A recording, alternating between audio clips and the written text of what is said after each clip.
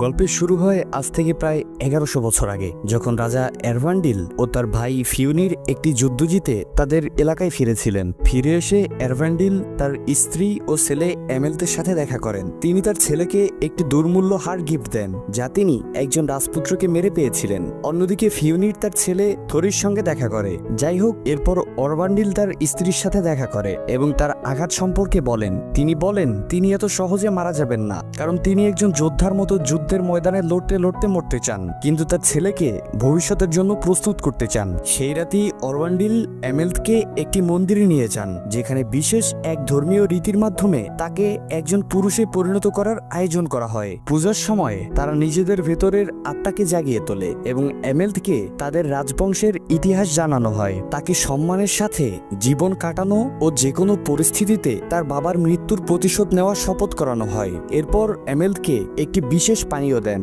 যা পান করার পর সে অদ্ভুত জিনিস দেখতে শুরু করে। যখন সে তার বাবার আঘাত স্পর্শ করে, তখন সে তার পূর্বপুরুষদের দেখতে পায়। এরপর পূজা শেষ হয়। যখন তারা বাইরে আসে, তখন হঠাৎই কিছু মুখোশধারী যোদ্ধা তাদের আক্রমণ করে। অরভান্ডিল এমেলথকে পালিয়ে যেতে বলেন, তাই সে একটি বড় পাথরের আড়ালে লুকিয়ে পড়ে। কিন্তু সে দেখে কিভাবে তার বাবাকে একের পর এক তীরবিদ্ধ করে হত্যা করা হচ্ছে।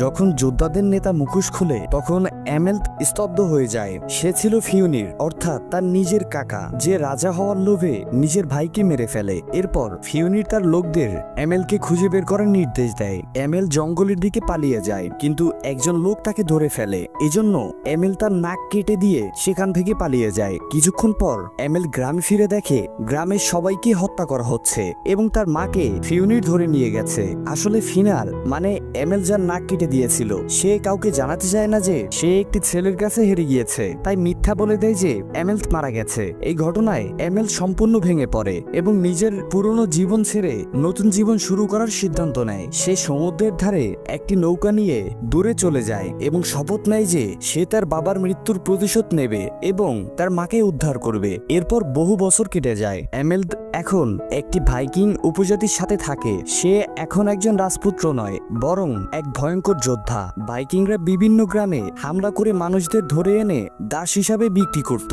এমনই এক অভিযানে একটা গ্রাম জয়ের পর এমেলথ একটি মন্দিরে যায়, যেখানে তার দেখা হয় শেরিশ নামক এক দেবীর সঙ্গে। শেরিশ তাকে প্রতিশোধ ও শপথের কথা মনে করিয়ে দেয় এবং জানায় সে সফল হবে, কিন্তু তার জন্য তাকে সেই গ্রামে যেতে হবে যেখানে ফিওনির এখন থাকে। সে আবারও বলে সে শীঘ্রই একটি শিয়ালকে অনুসরণ করতে করতে একটি বিশেষ তরোয়ালের খোঁজ পাবে, যা দিয়ে সে তার প্রতিশোধ নিতে পারবে। শেরিশ জানায় এমেলথ মেডিন কিংস এর বংশধর, যার মানে সে ভবিষ্যতে জানতে পারবে। পরদিন এমেল জানতে পারে যে তারা যে গ্রাম থেকে দাস বানিয়েছিল তাদের ফিওনিরের কাছে পাঠানো হচ্ছে। এই নাম শুনেই এমেল সতর্ক হয়ে ওঠে এবং ফিওনির সম্পর্কে আরো তথ্য সংগ্রহ করতে থাকে। সে জানতে পারে ফিওনির তার ভাইকে খুন করার কিছুদিন পরই নরওয়ের রাজা তার রাজ্যে আক্রমণ করে, যার ফলে ফিওনির সব হারিয়ে আইসল্যান্ডে পালিয়ে যায়। ঠিক সেই সময় এমেলথ একটি রেবেন্স পাখিকে দেখতে পায় এবং তার মনে পড়ে যায় তার বাবাকে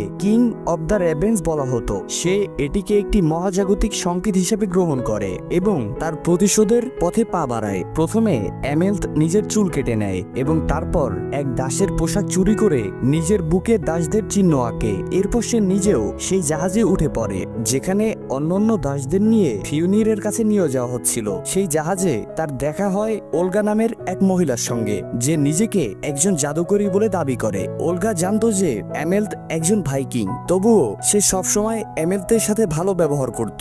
এমনকি যখন এমেল তার অতীতের ভয়ানক স্মৃতি মনে করে কষ্ট পেত, তখন ওলগাই তাকে সান্ত্বনা দিত। যাত্রাপথে তাদের জাহাজ এক ভয়ঙ্কর ঝড়ের মধ্যে পড়ে, কিন্তু সব বাধা পেরিয়ে তারা কোনোভাবে আইসল্যান্ডে পৌঁছায়, যেখানে ফিনার তাদের জন্য আগে থেকেই অপেক্ষা করছিল। সে তাদের বন্দী করে ফিওনিরের খামারে নিয়ে যায়, যেখানে ফিওনির ও তার আরেক ছেলে গানার উপস্থিত ছিল। তবে ফিওনির এত দুর্বল দাসদের দেখে খুব একটা খুশি হয়নি এবং সে তাদের ফেরত পাঠানোর কথা ভাবছিল। কিন্তু এমেল, যিনি এত কাছাকাছি এসে ফিরে যেতে চায়নি, নিজের শক্তি প্রমাণ করতে পাশে দাঁড়ানো এক দাসকে মারতে শুরু করে। এতে ফিওনির বুঝতে পারে সবাই দুর্বল নয়। যখন ফিওনির তার নাম জিজ্ঞেস করে, তখন এমেল একটি মিথ্যা নাম বলে। তার শক্তি দেখে ফিওনি তাকে কয়েকজন লোকসহ খেতে কাজ করার জন্য রেখে দেয় এবং কিছু মেয়েকেও বেছে নেয়। তবে তার বেশি মনোযোগ ওলগার দিকেই ছিল।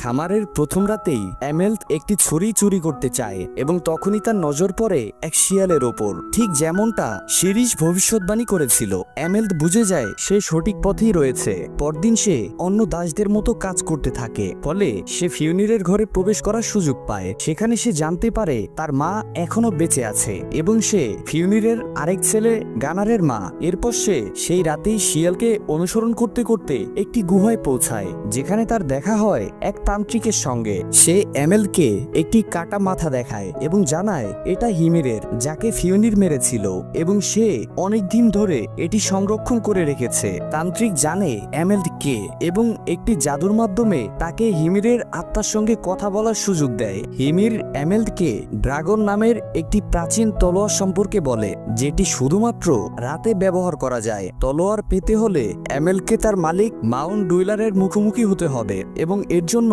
চাঁদের আলোতে ভরসা রাখতে হবে। তান্ত্রিক এমেল্টকে এটাও জানায় ভবিষ্যতে তাকে ভালোবাসা ও প্রতিশোধের মধ্যে একটিকে বেছে নিতে হবে। এরপর এমেল্ট একটি গোপন গর্তে যায়, যেখানে সে ডুয়েলার এর মৃতদেহ খুঁজে পায়, যে হাতে তরোয়াল ধরেছিল। এমেল্ট তলোয়ার তুলতে গেলে ডুয়েলার হঠাৎ জেগে ওঠে এবং তার উপর আক্রমণ করে। ঠিক তখন এমেল্ট হিমিরের বলা চাঁদের আলোর বিষয়টি মনে করে এবং সে চাঁদের আলোর সাহায্য নেয়, যার ফলে ডুয়েলার দুর্বল হয়ে পড়ে এবং এমেল্ট সহজেই তাকে হত্যা করে। এরপর সে তরোয়াল তুলে নেয়। এরপর এমেল্ট খামারে ফিরে এলে ফিওনিরের কুকুর তার দিকে চিৎকার করতে থাকে। একে চুপ করাতে এমেল্ট তো গর্জে ওঠে, ফলে ফিওনির কিছু বুঝতে না পেরে চলে যায়। এরপর ফিওনির ও ওলগাকে একসঙ্গে দেখে এমেল্ট বুঝে যায় এখনই হামলা করার উপযুক্ত সময়। কিন্তু তখন সূর্য উঠতে শুরু করে, যার ফলে সে তরোয়াল ব্যবহার করতে পারে না। তাই সে তরোয়াল লুকিয়ে চুপচাপ চলে যায়। পরদিন এমেল্ট ওলগাকে তরোয়ারের কথা জানায় এবং ওলগা সঙ্গে সঙ্গে সাহায্যে রাজি হয়ে যায়, কারণ সে নিজেও মুক্তি চায়। তখন এমেল্ট তাকে জানায় সে শুধু ফিওনিরকে মারবে না, বরং তার মাকেও উদ্ধার করবে, কারণ তার মতে তার মা শুধুমাত্র একজন বন্দী হিসেবেই রয়েছে, যে নিজের ও সন্তানদের নিরাপত্তার জন্য চুপ করে সব সহ্য করছে। পরদিন ফিওনির তার সন্তান ও কিছু গুরুত্বপূর্ণ দাসদের সাথে করে গ্রাম প্রধানের কাছে নিয়ে যায়, যেখানে তার লোকেরা একটি বিশেষ খেলা খেলবে, যেখানে দুটি দল থাকবে। এই খেলায় মোট 55 জন মানুষ ছিল এবং তাদের সবাইকে একটি বলের জন্য লড়তে হতো। এই খেলায় প্রতিপক্ষকে মেরে ফেলার অনুমতিও ছিল।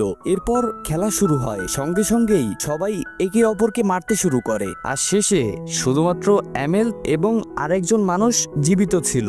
এইদিকে যখন ফিওনিরের দল হেরে যাচ্ছিল, তখন গানা খুব রেগে যায় এবং সে বল নিয়ে পালানোর চেষ্টা করে, কিন্তু সে বল হাতে নিয়ে দৌড়ানোর সঙ্গে সঙ্গেই সেই লোকটা তাকে আক্রমণ করে। তবে ঠিক তখনই এমেল্ট এসে তাকে রক্ষা করে এবং সেই লোকটিকে মেরে ফেলে। যাই হোক, এরপর রাতের বেলা থরির এসে এমেল্টকে অভিনন্দন জানায় এবং বলে যে এখন থেকে সে খামারে কিছু বাড়তি সুবিধা পাবে, যেমন কম কাজ, অন্য দাসদের আদেশ দেওয়া, এসব আর কি। এমেল্টকে নিজের জন্য একটি মেয়ে বেছে নেওয়ার সুযোগও দেওয়া হয়। তখন এমেল্ট ওলগাকেই বেছে নেয়। এরপর দেখা যায় ওলগা তার জাদুর মাধ্যমে মাটির কাছে সাহায্য চায় নিজেদের রক্ষা করার জন্য এবং এরপর সে কিছু বিশেষ ধরনের মাশরুম পায়, যা তাদের প্রতিশোধ নিতে সাহায্য করবে। পরদিন তারা অন্য দাসদের মতোই কাজ করে, কিন্তু রাত হতেই এমেল্ট গানারের 2 সৈন্যকে হত্যা করে এবং তাদের মৃতদেহ ঝুলিয়ে দেয়। পরদিন সকালে এটা দেখে গানার খুব রেগে যায়। তার মতে এটা ক্রিস্টিয়ানের কাজ, কিন্তু ফিওনি সেটা মানতে চায় না। তাই সে খামারের পুরোহিতকে ডাকে তদন্ত করতে। পুরোহিত কিছুক্ষণ তদন্ত করে জানায় এই ক্ষত সাধারণ নয়, যে এটা করেছে সে প্রতিশোধ নিতে চায় এবং আবার আক্রমণ করবে। এরপর পরিবারকে রক্ষা করার জন্য সে রাতে একটা মেয়েকে বলি দেওয়ার সিদ্ধান্ত নেয়। এটা তাদের গোষ্ঠীর রীতি আর কি। এরপর যখন সেই বলি প্রস্তুত হচ্ছিল, তখন এমেল্ট সমস্ত পশুদের আওয়াজ তুলতে বাধ্য করে। সেই আওয়াজ শুনে কুকুর এমেল্টের উপর আক্রমণ করে, আর বাধ্য হয়ে সে ফিওনিরের কুকুরটিকে মেরে ফেলে। সবাই আওয়াজ শুনে বাহিরে বেরিয়ে আসে, আর সেই সুযোগে এমেল্ট মন্দিরে ঢুকে পড়ে। এরপর সে মেয়েটিকে মুক্ত করে এবং পুরোহিতকে মেরে মন্দিরে ঝুলিয়ে দেয়। পরদিন এমেল্ট রান্নাঘরে ঢুকে সেই বিশেষ মাশরুমগুলো সুপে মিশিয়ে দেয়। অন্যদিকে এখন সমস্ত দাসদের খামারের নিরাপত্তার দায়িত্ব দেওয়া হয়, কিন্তু সেই মাশরুম খাওয়ার পর সবাই অদ্ভুতভাবে বিভ্রান্ত হয়ে যায় এবং একে অপরকে মারতে শুরু করে। অন্যদিকে এমেল্ট ওলগারের সাহায্যে ফিওনিরের বাড়িতে প্রবেশ করে এবং তার মায়ের সঙ্গে দেখা করে। সে তাকে নিজের পরিচয় জানায়। তার মা প্রথমে খুশি হলেও তার কাছে ছিল এক ভয়ানক সত্য। সে জানায় এমেলতের পিতা তাকে একজন দাসীর মতো কিনে এনেছিল আর তার বাবা তাকে কোনোদিনও ভালোবাসেনি। এজন্য সেই ফিওনিরকে বলে এমেলতের বাবাকে খুন করিয়েছিল যাতে সে তার ভালোবাসার মানুষের সঙ্গে থাকতে পারে। এসব শুনে তখন এমেলট মনে করে তাকে হয়তো তার মাকেও মেরে ফেলতে হবে, কিন্তু তার মা বলে সে যদি ফিওনিরকে মেরে ফেলে তাহলে তাকে সে রাজা বানাবে এবং দুজনে একসঙ্গে এই রাজ্য শাসন করবে। কিন্তু এমেলট সেই ফাঁদে পা দেয় না এবং সে থরিরকে তার বিছানায় গিয়ে হত্যা করে। এরপর সে ওলগারের সঙ্গে দেখা করে এবং তাকে সব সত্য জানায়। এখন যেহেতু তার মা পরিচয় জেনে গিয়েছে, এমেলট আর এই খামারের দাস হিসাবে থাকতে পারতো না, তাই সে লুকিয়ে পড়ে এক গোপন জায়গায়। পরদিন সকালে তার ছেলের মৃতদেহ দেখে ফিওনির ভীষণ রেগে যায়। তখন এমেলতের মা তাকে তার আসল পরিচয় জানায়। এটা জানার পর ফিওনির সমস্ত দাসদের হত্যা করতে শুরু করে। কিন্তু ঠিক যখন ওলগারকে মারার সময় আসে তখন এমেলট সেখানে পৌঁছে যায়। এবার সে তার বাবার দেয়া সেই হার পরেছিল।